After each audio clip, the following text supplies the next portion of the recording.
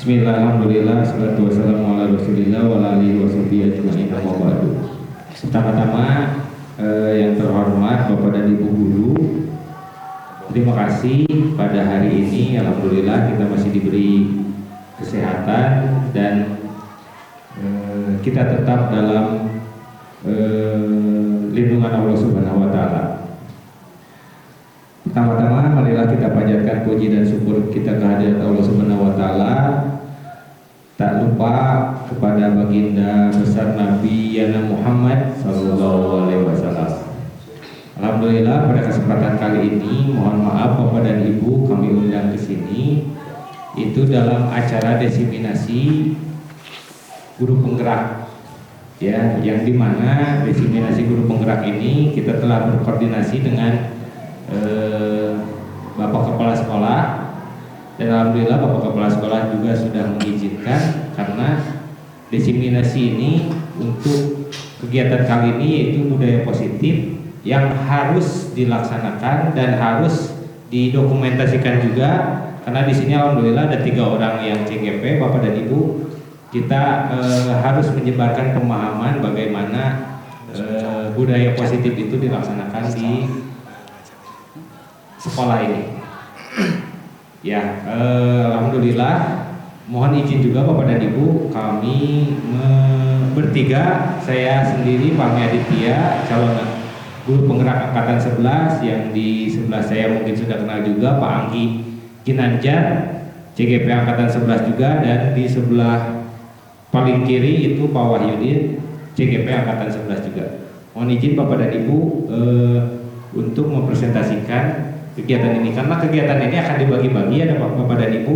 Bapak dan Ibu hanya mendengarkan, nanti kalau ada sesi tanya jawab silakan untuk mengacungkan tangan, dan kalaupun ada tanggapan dan lain sebagainya bisa untuk mengacungkan tangan juga. Seperti itu ya Bapak dan Ibu.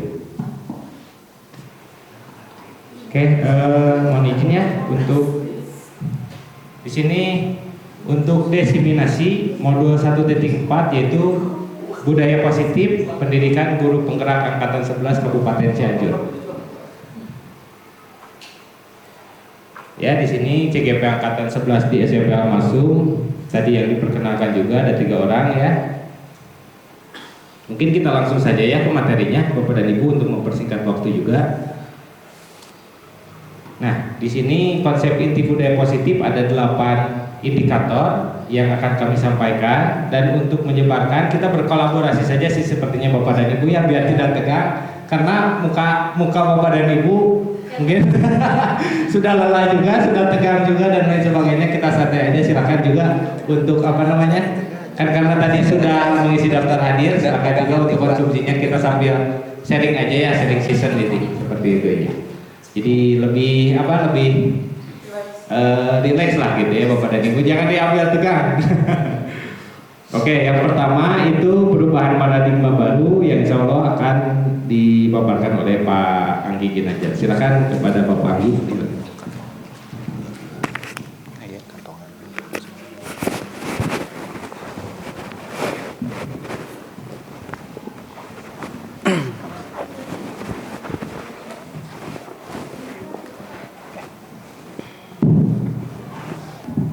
Assalamualaikum warahmatullahi wabarakatuh. Terima kasih kepada Pak Fahmi yang sudah memberikan kesempatan waktunya bagi saya untuk memaparkan materi pembelajaran dengan paradigma baru.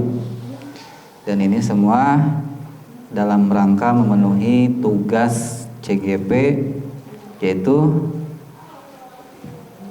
desiminasi. Ya.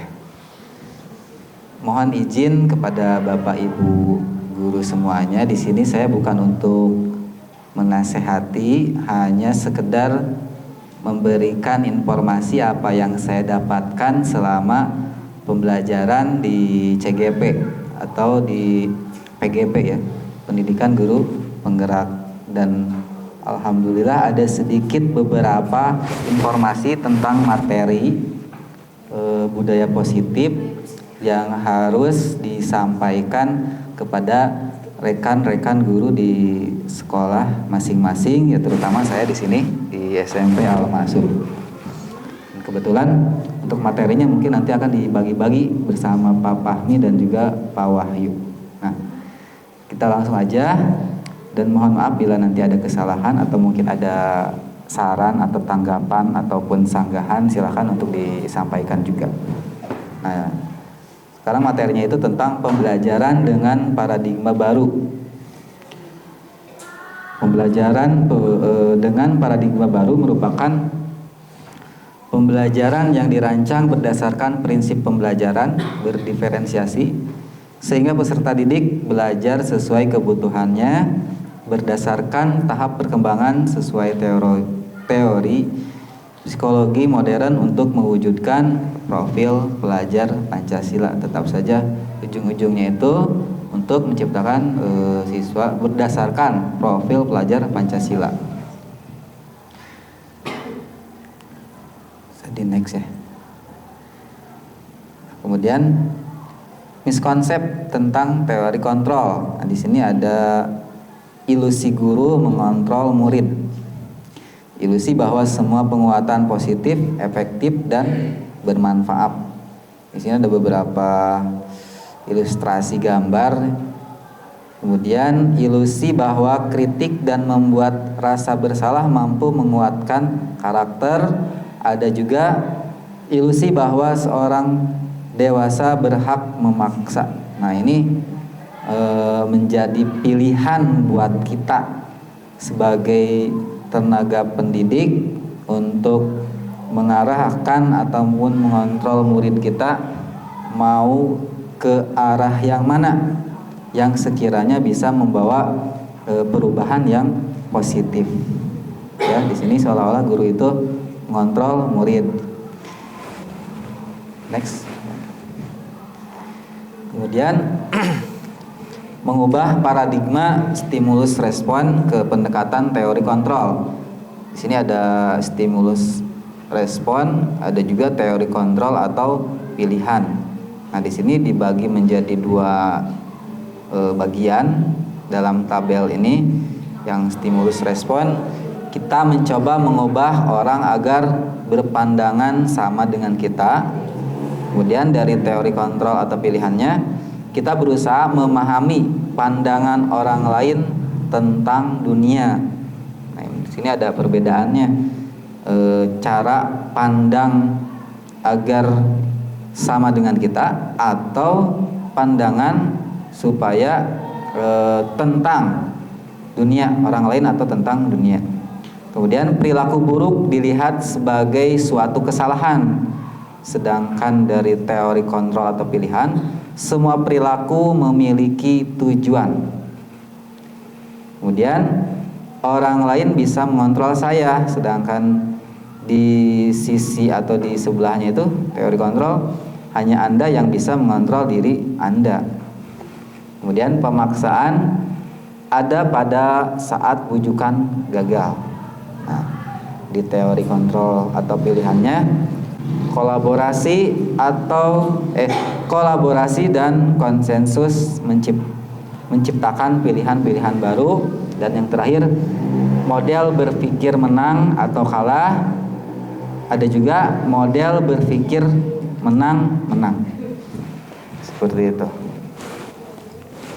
Nah, sini disiplin positif itu bagian Pak Fahmi yang akan menyampaikannya. Silakan Pak Fahmi. Terima kasih Pak Andi. Untuk disiplin positif kebetulan saya memaparkan kepada Ibu di sini yang sudah menerapkan disiplin positif ada? Atau ada yang belum tahu tentang disiplin positif itu apa? Belum. Oke, di sini mungkin kita saling berbagi aja ya. Di sini kata disiplin berasal dari kata disiplina yang artinya belajar. Disiplin mengacu pada disiplin diri memiliki tanggung jawab terhadap apa yang dilakukannya berdasarkan nilai-nilai yang diyakini. Disiplin positif itu merupakan cara penerapan disiplin yang bertujuan untuk menumbuhkan kesadaran serta memberdayakan peserta didik tanpa imbalan, penghargaan atau ancaman dan hukuman.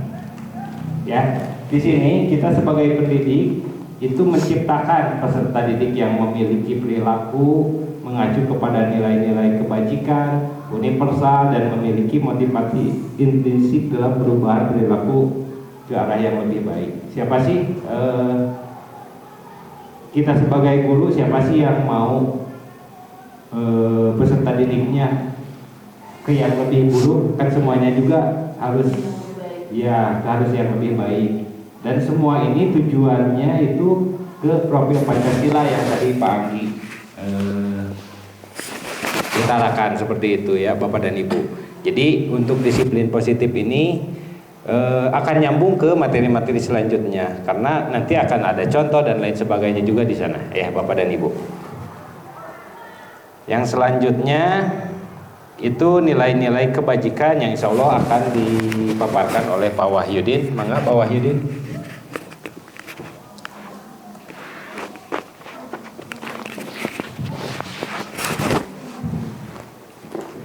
Baik.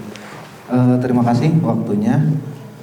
Untuk materi selanjutnya adalah nilai-nilai kebajikan. Dalam disiplin positif ada nilai-nilai kebajikan yang merupakan profil pelajar Pancasilanya adalah yang pertama beriman, bertakwa kepada Tuhan Yang Maha Esa dan berakhlak mulia. Kemudian ada mandiri, bernalar kritis, berkebinekaan global, bergotong royong serta kreatif. Nah, ini juga ada nilai-nilai kebajikan sikap murid. Jadi murid itu diharapkan punya sikap toleransi, rasa hormat, integritas, mandiri, menghargai, antusias, empati, keingintahuan, kreativitas, kerjasama, percaya diri, dan komitmen. Ini yang harus kita angkat, harus kita kembangkan di dalam diri murid ya. Kemudian ada juga 9 pilar karakter. Cinta Tuhan dan segenap ciptaannya. Ini sejalan juga dengan apa yang sudah kita lakukan selama ini. Kemandirian dan tanggung jawab, kejujuran atau amanah, diplomatis, hormat dan santun, dermawan, suka menolong dan gotong royong, percaya diri, kreatif, pekerja keras. Kemudian kepemimpinan juga dan keadilan, baik hati dan rendah hati, toleransi, kedamaian dan kesatuan. Loba nih.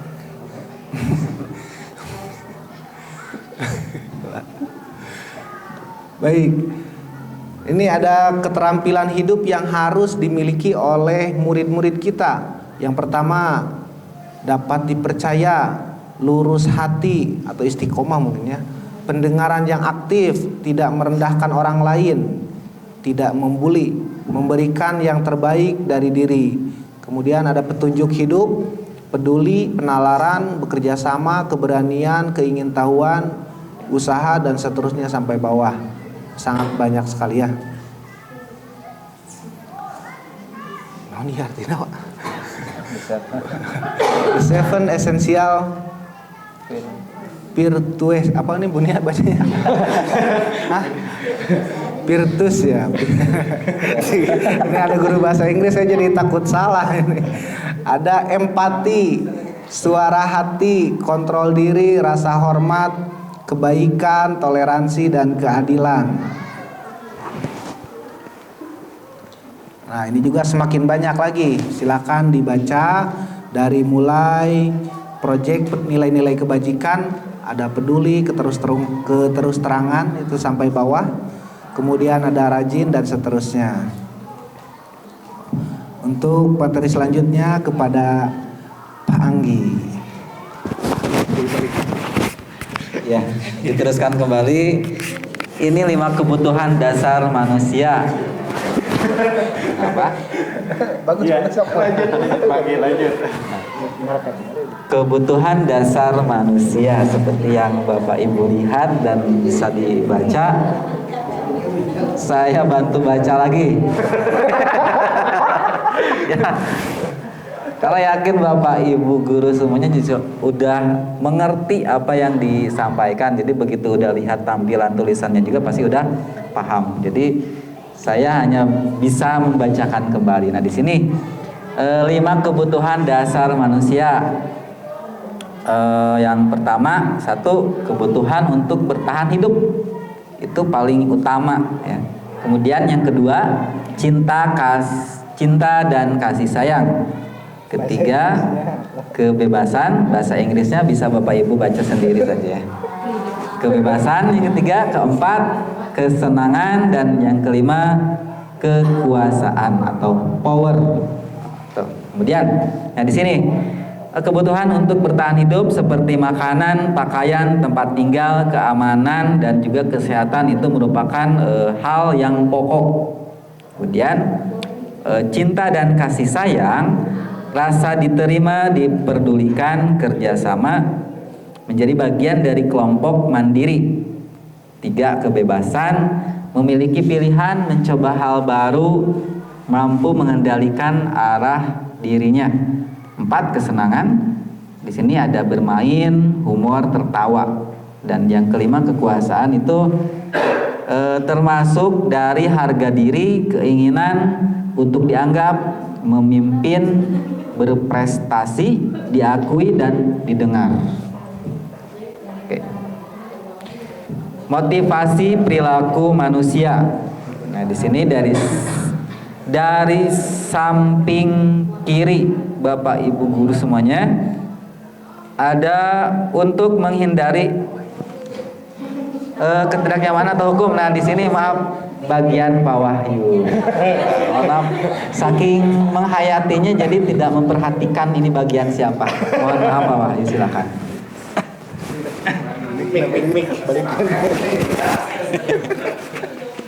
Estafet. Baik. Nah, dari 5 kebutuhan dasar manusia itu ada motivasi perilaku manusia. Bisi aya budak anu bengal misalkan di kelas ya. Nah, misalkan alhamdulillah mudah-mudahan balager. Ada untuk menghindari ketidaknyamanan atau hukuman. Kemudian motivasi perilaku manusia selanjutnya adalah untuk mendapatkan imbalan. Jadi manehna daek gawe tapi asal menang imbalan, bisa karena ingin pujian, bisa karena ingin diberi sesuatu atau dan lain-lain. Penghargaan dari orang lain. Kemudian selanjutnya ada motivasi perilaku itu untuk menjadi orang yang mereka inginkan. Jadi mereka melakukan sesuatu itu karena ingin mengejar cita-cita misalkan, atau menghargai diri sendiri dengan nilai-nilai yang mereka percaya. Ini dari nomor 1, 2, 3 dari yang sebelah kiri ke kanan. Dari ketiga motivasi ini yang bagus adalah yang terakhir, berarti ya yang paling kanan, betul nggak yang kanan? Oke, next Pak Fahmi, kayaknya ini bagian Pak Fahmi sekarang.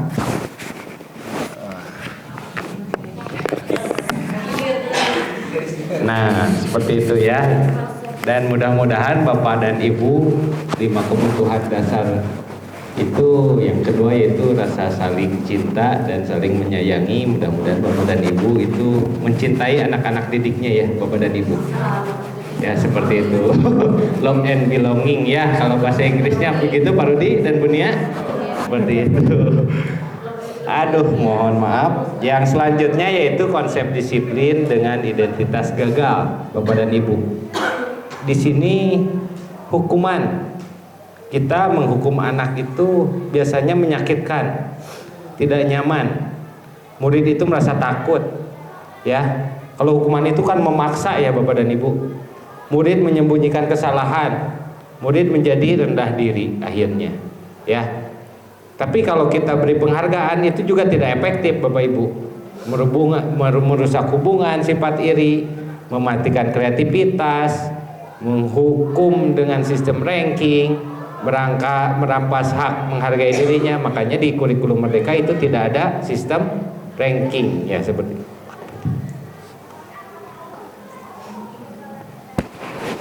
Nah, konsep disiplin dengan identitas sukses. Kalau yang tadi gagal, nah ya sekarang suksesnya ya. Konsekuensinya yaitu penguatan jangka pendek. perlu monitoring berkelanjutan. Stimulus respon, murid menghormati peraturan, kehilangan waktu untuk merenungi kesalahan. Restitusinya yaitu murid bertanggung jawab untuk perilakunya masing-masing. Fokus pada pemecahan masalah jangka panjang, murid menghormati dirinya dan orang lain. Teori kontrol, dirinya memegang kontrol, ya. Murid bersemangat memperbaiki kesalahan. Di sini konsep disiplin dengan pendekatan restitusi, sebuah cara menanamkan disiplin positif pada murid, ya. Yaitu apa sih yang tadi teh restitusi teh apa? Nah, di sini ada pengertian restitusinya, Bapak dan Ibu. Yaitu proses menciptakan kondisi bagi murid untuk memperbaiki kesalahan mereka. Ya, restitusi itu proses menciptakan kondisi bagi murid untuk memperbaiki kesalahan mereka, sehingga mereka bisa kembali pada kelompok mereka dengan berkarakter yang lebih kuat. Karena kan untuk sekarang itu karakter yang dikuatkan, ya Bapak dan Ibu. Nah, ciri-ciri restitusinya itu apa? Karena ini akan dilaksanakan pada setiap pembelajaran Bapak dan Ibu, yang setiap hari Bapak dan Ibu itu berinteraksi dengan peserta didik. Ciri-ciri restitusinya yaitu bukan untuk menebus kesalahan, namun untuk belajar dari kesalahan. Memperbaiki hubungan, ya, tawaran dan bukan pemaksaan. Restitusi menuntun untuk melihat ke dalam diri. Restitusi mencari kebutuhan dasar yang mendasari tindakan. Restitusi diri adalah cara yang paling baik, Bapak dan Ibu. Restitusi fokus pada karakter bukan tindakan, ya. Restitusi fokus juga pada solusi. Restitusi mengembalikan murid yang berbuat salah pada kelompoknya.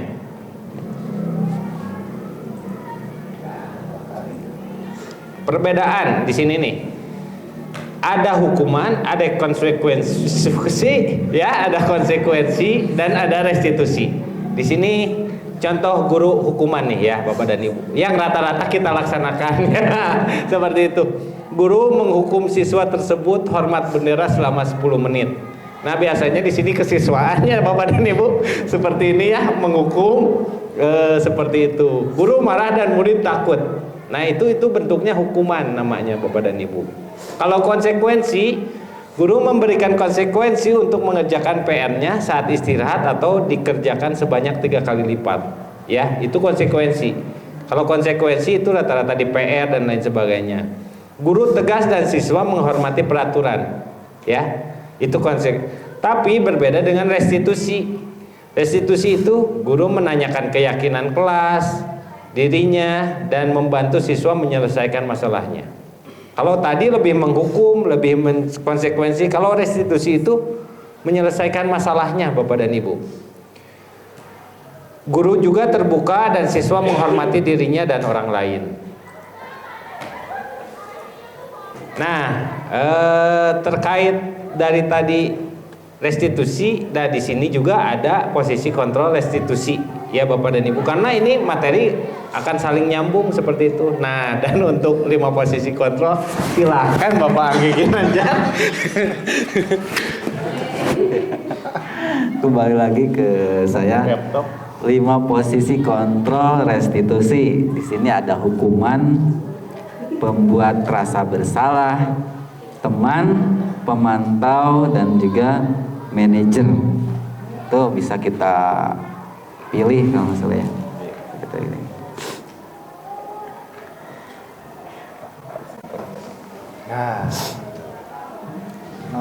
Nah, Bapak Ibu guru semuanya, di sini ada video tentang 5 posisi kontrol, 4 final, 5 posisi kontrol revisi. Selamat menikmati dan menonton, silakan. Pak Erdi, berapa menit? Setengah jam. Oh, bagus.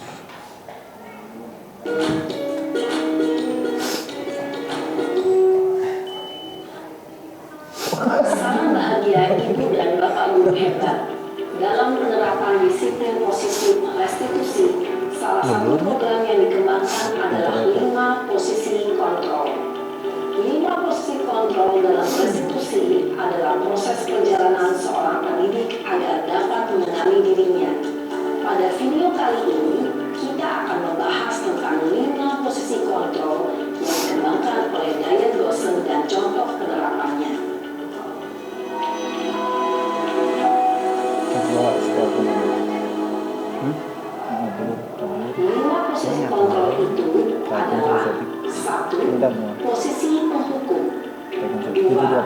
posisi Mana sih ya Kang? pembuat masalah. 3. Posisi teman. 4. Posisi pemantau atau monitor. Dan 5. Posisi manajer. Untuk lebih memahami kelima posisi tersebut, mari kita saksikan kasus Naren yang terlambat hadir 20 menit di sekolah dan melihat bagaimana kelima posisi kontrol dalam menghadapi masalah tersebut.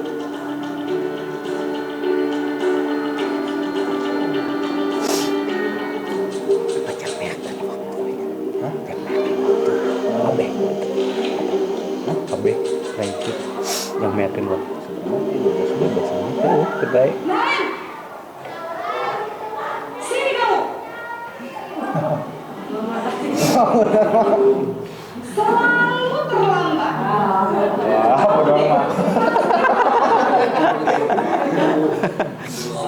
Apa? Apa coba? Alasan kamu apa lagi? Kapan sih kamu tidak terlambat? Malas sekali ya kamu jadi anak. Dasar pemalas. Gak kapok-kapok sih kamu. Sudah berapa kali terlambat? Sana, kamu keliling lapangan basket 2 kali. Kenapa saya harus keliling lapangan basket, Bu? Kenapa? Kamu lawan ibu. Berani-beraninya jawab. Sudah terlambat, masih berani jawab pula. Sekarang, keliling lapangan basket 5 kali sekalian. Biar kapok. Cepat. Pergi sana ke lapangan basket. Posisi penghukum biasanya berbicara dengan nada tinggi, menghardik, menunjuk-nunjuk, menyakiti, dan menyindir. Hukuman bisa berupa fisik maupun psikis. Ibu dan bapak guru hebat, dampak yang terjadi pada murid ketika guru berada pada posisi penghukum adalah murid cenderung akan memberontak, bahkan menyimpan dendam.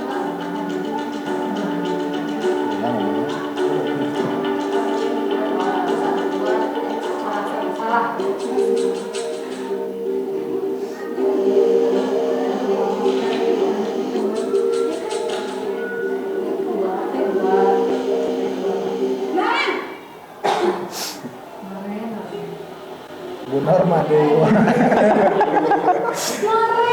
Naren, kamu kenapa terlambat lagi, nak? Ya Tuhan, Naren. Kamu senang ya bikin ibu susah ya? Kalau kamu terlambat lagi, nanti ibu yang ditegur bapak kepala sekolah, nak. Disangka ibu tidak bisa membina kamu. Duh, gimana ini? Maaf, Bu. Duh, Gusti Naren. Kamu suka ada kuliah ditegur bapak kepala sekolah. Terus, sekarang ibu harus tulis apa ini di buku absen? Ini kamu sudah sering terlambat loh. Ibu harus apa coba? Maaf, Bu. Maaf sekali. Ya sudah, lain kali jangan bikin ibu susah lagi ya, nak ya. Ibu tidak akan kuat lagi kalau kamu begini terus. Bisa jantungan kalau ibu tegur bapak kepala sekolah. Sana cepat ke kelas. Maaf ya, Bu.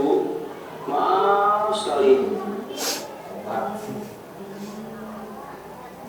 Posisi pembuat rasa bersalah berbicara dengan nada tenang, cenderung lembut. Namun kata-kata yang diutarakan membuat murid merasa menjadi orang yang gagal, memandang buruk dirinya sendiri, merasa tidak berharga, dan tidak sanggup membahagiakan orang lain. Ketika guru mengambil posisi pembuat rasa bersalah, murid akan menganggap dirinya yang bersalah dan ia akan menyimpan emosi negatif tersebut di dalam dirinya.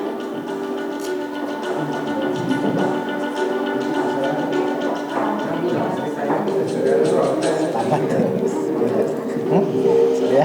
Ya, 15 menit lumayan.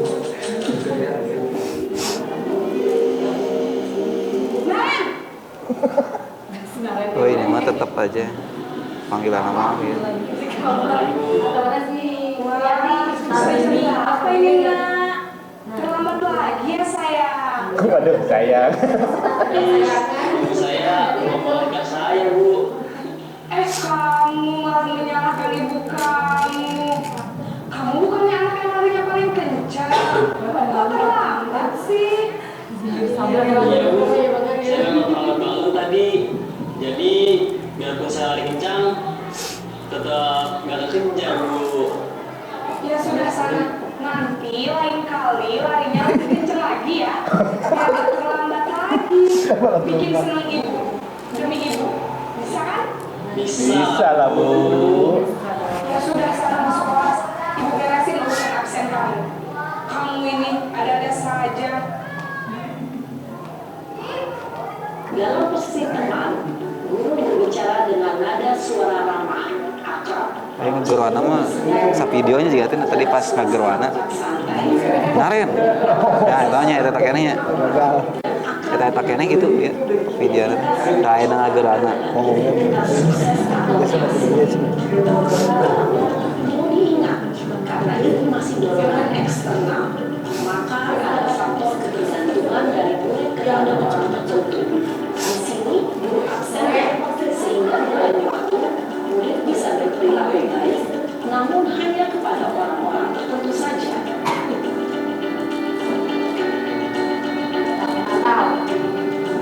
Ayo ngagerwana coba. Naren. Masih keneh ieu teh nya.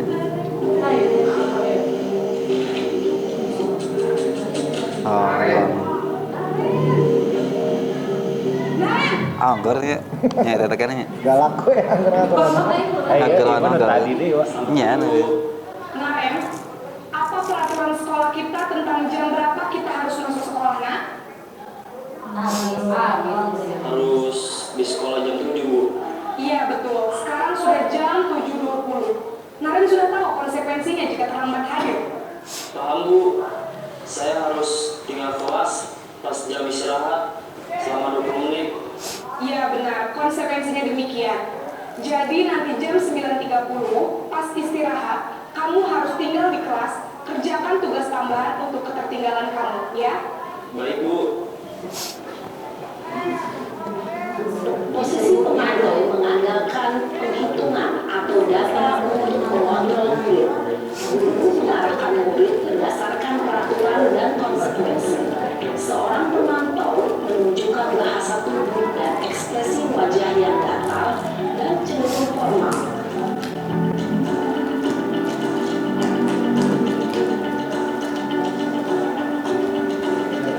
Nah, ya posisi manajernya. Anggar ngagerwana teh galak keneh.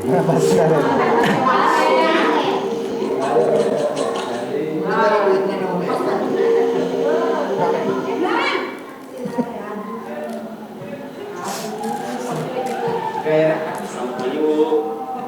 Selamat pagi, Naren. Maaf Bu, saya terlambat. Iya, sekolah masuknya jam 7, sekarang sudah jam 7.20. Jadi sekarang bagaimana ini, Naren? Maaf Bu, saya lupa setel alarm saya semalam. Baiklah, menurut kamu, keyakinan sekolah yang mana yang perlu kamu tingkatkan? Menghargai diri sendiri dan orang lain mungkin ya Bu. Setuju. Jadi, apakah Naren meyakini prinsip saling menghormati tersebut? Iya Bu, saya meyakininya. Apakah Naren bersedia memperbaiki masalah keterlambatan ini? Bersedia Bu. Bagaimana kamu akan memperbaiki masalah keterlambatan ini? Saya akan coba untuk tidak lupa menyetel alarm saya Bu. Baik, kalau Naren lupa menyetel alarm di rumah, ada orang yang kira-kira bisa bantu mengingatkan tidak? Ada Bu, kakak saya, Kak Emma. Ada lagi selain Kak Emma? Selain Kak Emma, ada ibu saya. Baik, jadi yang mengingatkan Naren adalah Kak Emma dan ibu kamu ya? Kira-kira akan mulai setel alarm kapan nih Naren? Setelah pulang sekolah, Baik, jadi Naren akan setel alarm untuk bangun besok pagi dan akan diingat. Udah Naren ya? Ada lagi yang agar tidak terlambat bangun lagi. tidak ada Bu. Baik Naren, terima kasih untuk kerjasama kamu. Sekarang kamu baru kembali ke kelas untuk belajar. Baik Bu, terima kasih. Posisi manajer adalah posisi kontrol yang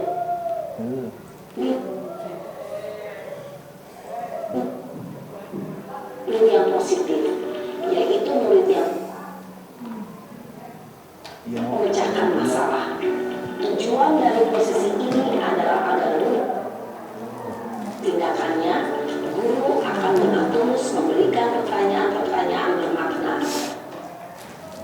Belajar dari kesalahannya dan mencari sebuah solusi untuk menyelesaikannya. Ibu dan Bapak guru hebat, setelah mengamati adegan kelima posisi kontrol tadi, kira-kira posisi mana yang paling ideal?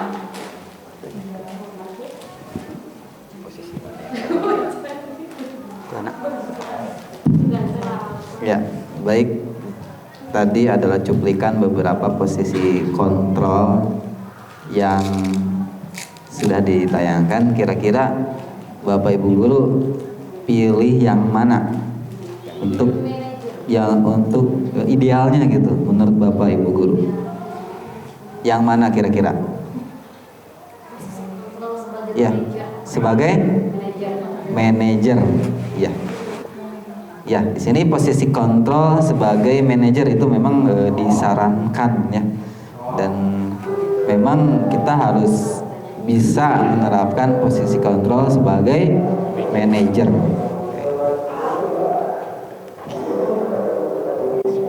Kemudian dari beberapa posisi kontrol itu tadi sudah diperlihatkan efek-efek yang akan timbul dari beberapa posisi kontrol yang sudah tadi ditayangkan, dan efek dari posisi kontrol manajer yang disarankan ini menimbulkan efek yang lebih positif. Jadi lebih disarankan yang manajer. Nah, di sini hasil dari posisi kontrol sebagai manajer yaitu murid memahami konsekuensi yang harus dijalankan karena telah melanggar salah satu peraturan sekolah. Guru tidak menunjukkan suatu emosi yang berlebihan, menjadi marah atau membuat merasa berbuat salah. Murid tetap dibuat tidak nyaman, yaitu dengan harus tinggal kelas pada jam istirahat dan mengerjakan tugas. Guru tetap harus memantau murid pada saat mengerjakan tugas di jam istirahat, karena murid tidak bisa ditinggalkan seorang diri. Kemudian fokus pada murid. Ini bukan untuk membahagiakan guru atau orang tua. Murid sudah mengetahui adanya suatu masalah dan sesuatu perlu terjadi. Bila guru mengambil posisi pemantau, guru akan melihat apa konsekuensinya, apa peraturannya. Namun pada posisi manajer, guru akan mengembalikan tanggung jawab pada murid untuk mencari jalan keluar permasalahannya, tentu dengan bimbingan guru. Nah, selanjutnya ini oleh Bapak Fahmi, silakan. Oke, dilanjutkan kembali. Ada Bapak dan Ibu. Mungkin Bapak dan Ibu bisa karena ini terbatas oleh waktu juga ya Bapak dan Ibu, nanti untuk sharing season kolaborasi itu bisa di luar jam ini juga ya Bapak dan Ibu. Karena dari hasil yang tadi dipaparkan di video itu, guru yang ideal itu guru yang menjadi sebagai apa Bapak dan Ibu? Manajer ya, betul gak? Manajer, karena manajer itu ada permasalahan dan solusinya juga ditentukan oleh muridnya itu sendiri dengan bimbingan guru. Nah, di sini lanjut kembali Bapak dan Ibu, bagaimana pembentukan keyakinan kelas. Nah, Bapak dan Ibu itu harus ada keyakinan kelas di kelasnya Bapak dan Ibu. Pembentukan keyakinan kelas ini itu lebih abstrak daripada peraturan, karena kalau peraturan sekolah itu lebih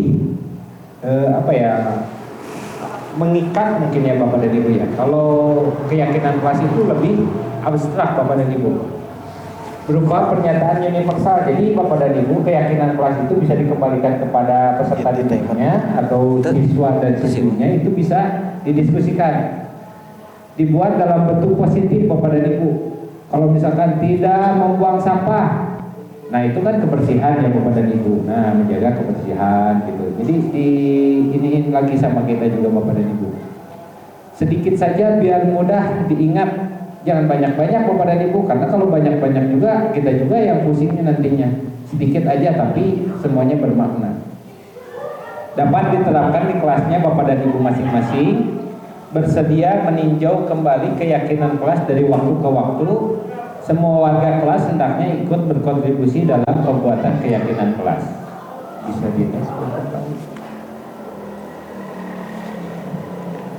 Nah, di sini contoh kalimat keyakinan kelas. Yang pertama, setiap anggota kelas perlu belajar. Setiap anggota kelas perlu senang. Setiap anggota kelas perlu melakukan tugas. Setiap anggota kelas perlu saling menghargai. Dan setiap anggota kelas perlu merasa aman. Itu keyakinan kelas 1. Kelas 5 SD, selalu bersikap positif, senantiasa menjadi diri terbaik, senantiasa percaya dan menghormati orang lain sepotong ya barang miliknya, berkomitmen terhadap setiap tugas, senantiasa membantu. Nah, di sini kelas 7, kebetulan kita SMP kelas 7, itu hormat. Kami meyakini bahwa sangat penting untuk menghormati semua orang dan barang milik orang lain. Nah, untuk kelas 7 kan seperti itu contoh yang di atas itu untuk SD. Nah, kita kan di kelas 7 ya Bapak dan Ibu. Bekerja, kami meyakini bahwa sangat penting untuk mengerjakan segala pekerjaan atau mengikuti kegiatan yang lebih ditugaskan. Diterima dan dimiliki, kami meyakini bahwa sangat penting untuk merasa diterima pada suatu kelompok, saling dan lain sebagainya. Next lagi Bapak dan Ibu. Nah, di sini keyakinan kelas ada yang tampak dan tidak tampak seperti yang ada di tabel Bapak dan Ibu. Sepotong. Ya. Di sini datang tepat waktu. Sering datang terlambat. Ya, yang tidak tampaknya, yang tampaknya datang tepat waktu. Yang di sebelah kirinya tekun belajar dan menyimak guru. Yang tidak tampaknya tidak mendengarkan guru. Yang bawahnya rasa hormat, rasa bekerja dan rasa diterima dan dimiliki. Tampak seperti melibatkan semua anggota kelompok, tidak tampak mengecilkan salah satu teman kita ya Bapak dan Ibu. Nanti kita akan share juga Bapak dan Ibu PowerPoint-nya. Bisa didalami lagi dan kalau misalkan ada apa-apa kita bisa kolaborasikan atau didiskusikan Bapak dan Ibu. Nah, di sini ada 3 ya Bapak dan Ibu untuk keyakinan kelas dengan tabel Y ya Bapak dan Ibu. Ada yang terlihat, ada yang terdengar, dan ada yang berperilaku. Kalau terlihat itu berempati terhadap perasaan orang lain. Kalau terdengar, yuk kita bantu, yuk kita bisa selesaikan bersama, yuk kita tolong ya, dan lain sebagainya. Berperilaku itu tersenyum ramah, memberikan salam hormat kepada sesama dan kepada guru, memberikan ruang bekerja, postur tubuh yang tenang juga ya Bapak dan Ibu. Nah, di sini segitiga restitusi akan dipaparkan oleh Bapak Anggi ya Bapak dan Ibu. Ini yang terakhir segitiga restitusi ini ya Bapak dan Ibu. Karena untuk menerapkan dari tadi posisi sebagai manajer itu harus ada segitiga restitusinya. RD 10 menit. Oh, 10. Ya, segitiga restitusi. Segitiga restitusi adalah sebuah pendekatan disiplin positif yang bertujuan membantu murid untuk memperbaiki kesalahan yang telah mereka lakukan. Konsep ini menekankan pada proses pembelajaran dan pertumbuhan daripada sekedar hukuman. Dengan menerapkan segitiga restitusi, murid diajak untuk bertanggung jawab atas tindakannya, memahami dampak dari perbuatannya, dan mencari solusi untuk memperbaiki situasi. Nah, di sini ada segitiga restitusinya, yaitu menstabilkan identitas, menanyakan keyakinan, dan validasi tindakannya yang salah, kemudian menanyakan keyakinannya.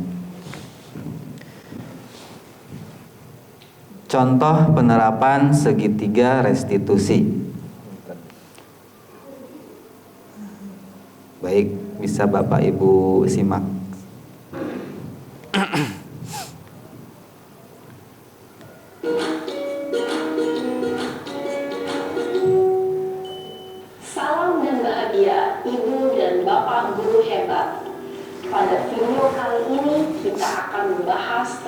salah satu program disiplin positif yang diterapkan di lingkungan sekolah yang dikenal dengan nama restitusi.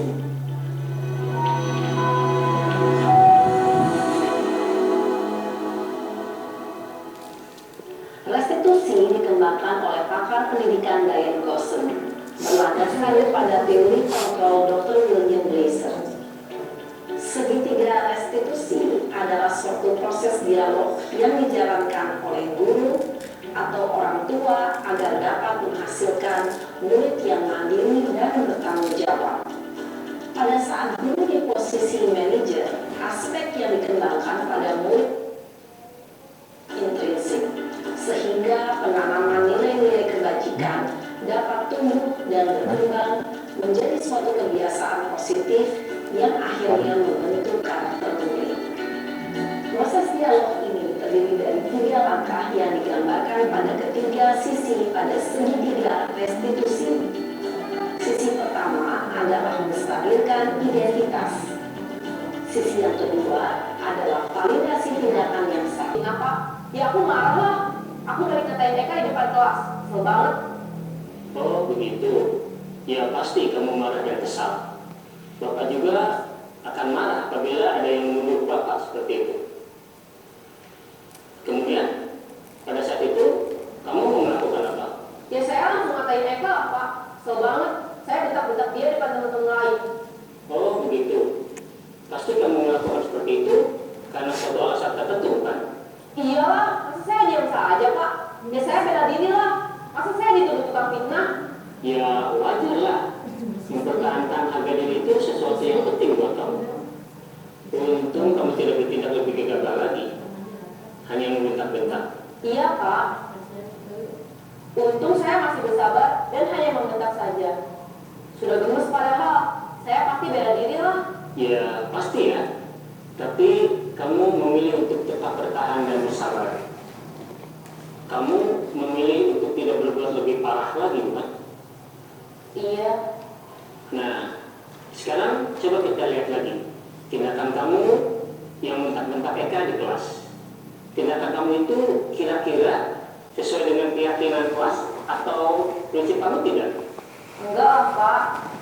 Capek Pak jadi pengarah. Jadi keyakinan atau prinsip mana yang kurang sesuai dengan keinginan kamu? Ya, saya sebenarnya sangat menghargai orang lain. Mungkin saat itu saya menjadi emosi, jadi tidak menunjukkan Yakin tidak? Menghargai orang lain itu penting buat kamu. yakinlah Pak. Iya. Kita harus saling menghargai. Namun ada juga keyakinan yang kita sepakati yang perlu kita jalankan apabila kita sedang marah, bukan? Ya saya bisa lebih proaktif, mulai dengan diri sendiri. Saya bisa jadi lebih sabar, mengambil waktu jeda untuk berpikir mau apa selanjutnya. Kira-kira kamu bersedia memperbaiki masalah ini tidak? Bersedia Pak. Kalau kamu memperbaiki masalah ini, kamu akan menjadi orang seperti apa? Saya akan menjadi orang yang bertanggung jawab kali ya Pak. Dan senantiasa proaktif. Iya. Menurut kamu, bagaimana rasanya menjadi orang seperti itu? Ya nyaman lah, bangga bisa bersabar dan menahan diri. Baiklah kalau begitu. Yuk kita pikirkan hal ini.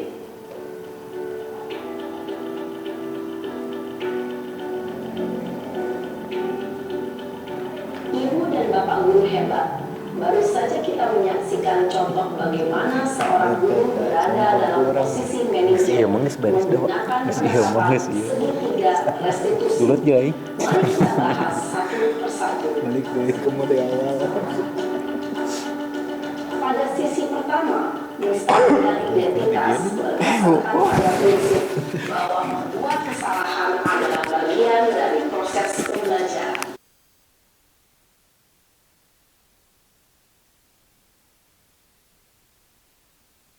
Dari identitas gagal ke identitas sukses. Murid yang sedang bertingkah laku yang tidak pantas atau menarik diri saat itu sedang mengalami identitas gagal. Bila kita mengkritiknya, maka posisinya tidak akan berubah. Kita bisa mengajukan pernyataan-pernyataan ini. 1. Membuat kesalahan sesuatu yang wajar. 2. Manusia tidak ada yang sempurna. 3. Kita bisa memperbaiki masalah ini. 4. Saya tidak menanyakan kesalahannya. Saya lebih fokus bagaimana memperbaiki masalah ini. 5. Apakah saat ini kamu pernah menjadi orang yang baik untuk dirimu sendiri? Pada sisi kedua, validasi tindakan yang salah berlandaskan pada prinsip bahwa setiap perilaku berupaya memenuhi suatu kebutuhan tertentu. Guru yang telah memahami teori kontrol akan bergeser dari pemikiran stimulus respon menjadi proaktif dan mencoba untuk mengenali tujuan dari perilaku murid, mengenali dan memahami kebutuhan murid ini dapat memperbaiki hubungan dengan murid tersebut. Atau pertanyaan bisa tidak menghakimi atau memojokkan, sehingga dapat mengembalikan murid pada posisi positif. 1. Kamu bah lagi dari ini. Lakukannya tanpa suatu alasan tertentu. 3. Kamu melakukannya karena mempertahankan sesuatu yang penting bagi. Mungkin kamu bisa mempelajari. Bersediakah kamu mempelajarinya? Selanjutnya, kita akan simak sisi terakhir, yaitu menanyakan keyakinan. Teori kontrol menyatakan bahwa pada dasarnya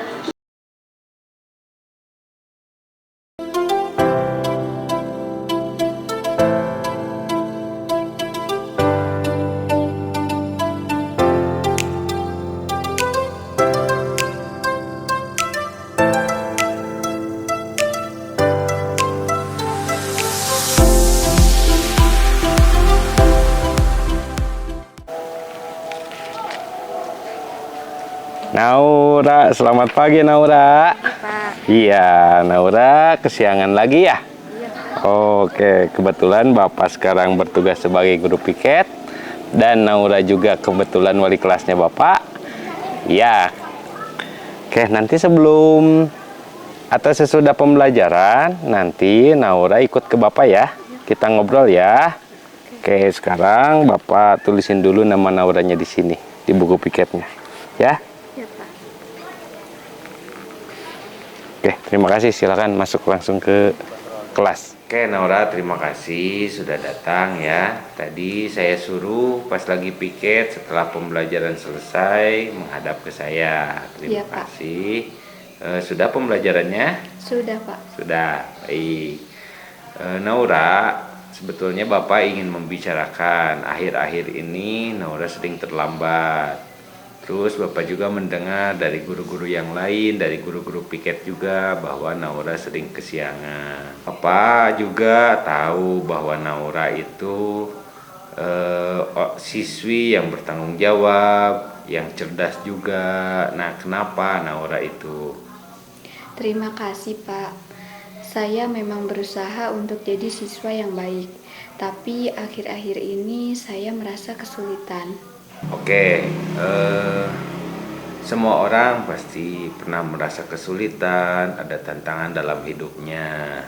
Oke, mari kita lihat masalah ini dari sudut pandang yang lebih luas. Apa yang biasa membuat kamu terlambat datang ke sekolah, Naura? Saya sering bangun kesiangan, Pak. Saya harus membantu ibu di rumah, dan kadang-kadang saya terlalu lelah untuk bangun pagi. Itu sebabnya saya terlambat.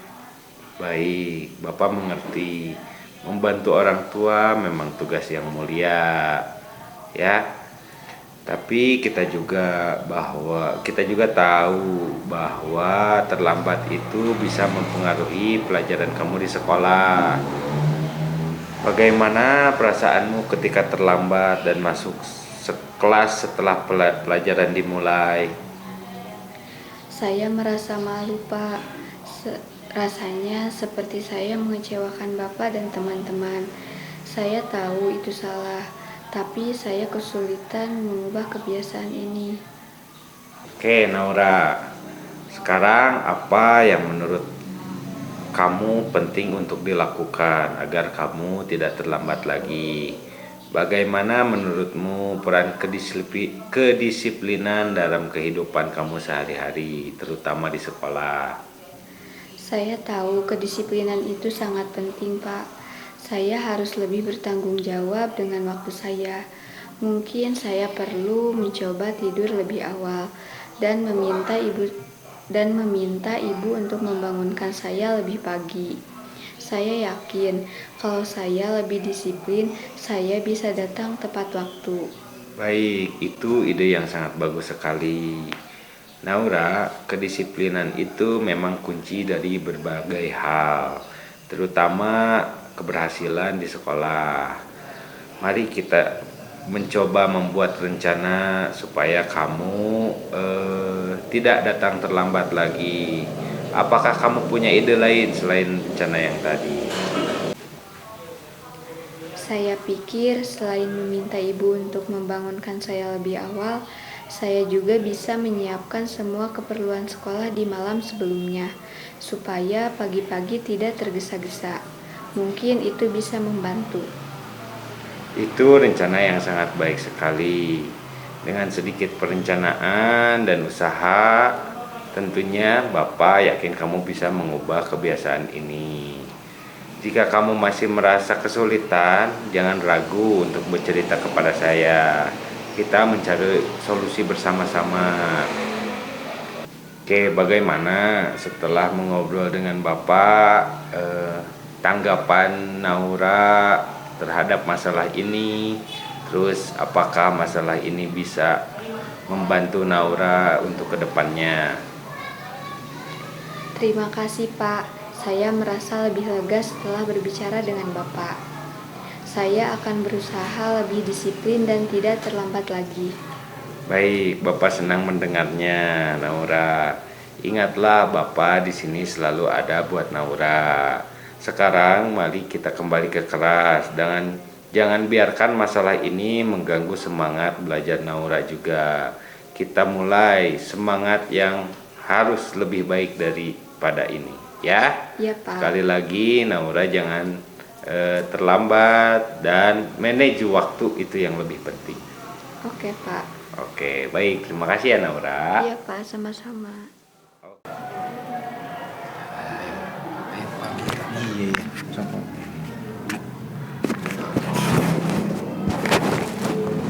Nah, Bapak Ibu barusan video segitiga restitusi. Selanjutnya kesimpulan akan disampaikan oleh Pak Wahyudin.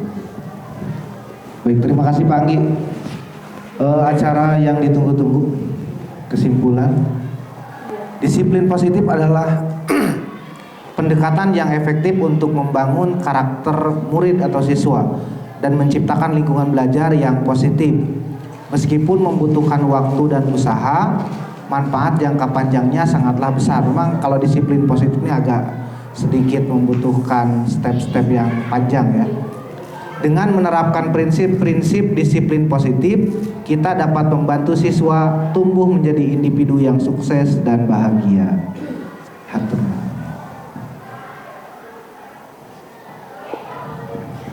Oh, baik, terima kasih Bapak dan Ibu. Begitulah kami men-sharekan ilmu yang kami dapatkan. Bapak dan Ibu mudah-mudahan bisa diterapkan. Nanti ada sesi kolaborasi juga Bapak dan Ibu dalam setiap hari ya Bapak dan Ibu, jangan di sini saja. Mungkin Bapak dan Ibu ada tanggapan atau pernyataan yang mau disampaikan, Bapak dan Ibu silakan. Ada yang mau menyampaikan sesuatu tentang disiplin positif ini Bapak dan Ibu, ada atau ada yang sudah menerapkan, atau saya masih bertindak sebagai penghukum tadi, Bapak dan Ibu silakan untuk satu orang aja lah, silakan yang mau menyampaikan Bapak dan Ibu silakan. Perwakilan aja.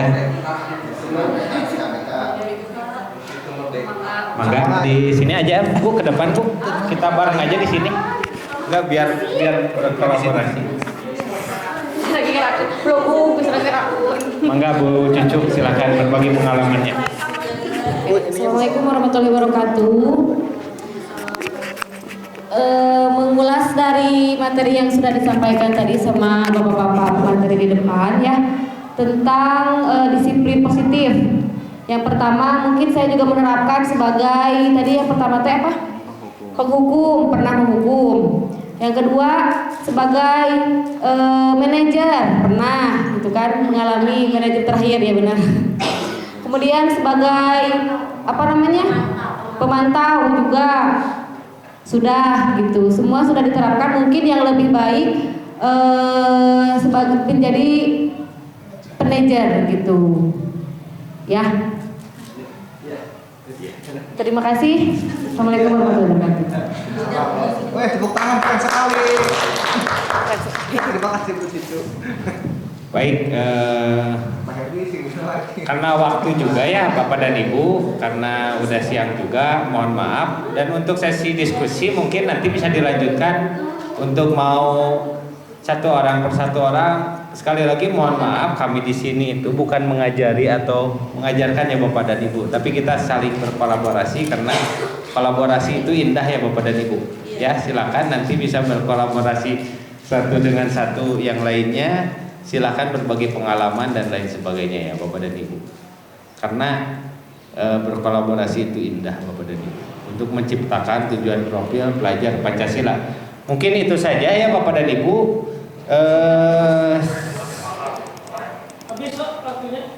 Ya Bapak dan Ibu, terima kasih. Mohon maaf apabila ada kekurangan, mohon dimaafkan. Apabila ada kelebihan dan bisa diterapkan di pembelajaran Bapak Ibu, silakan terapkan Bapak dan Ibu.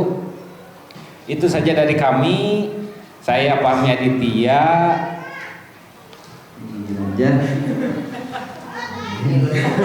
dan Bapak Wahyudin. Kami bilang terima kasih banyak kepada Bapak dan Ibu telah mengikuti diseminasi ini. Sekali lagi mohon maaf apabila sajian dan lain sebagainya kurang banyak ya Bapak dan Ibu. Mudah-mudahan menjadi amal dan bisa diterapkan di pembelajaran. Kami CGP Angkatan 11 Kabupaten Cianjur mengucapkan banyak terima kasih lagi. Dan terakhir wabillahi taufiq wal hidayah. Wassalamualaikum warahmatullahi wabarakatuh.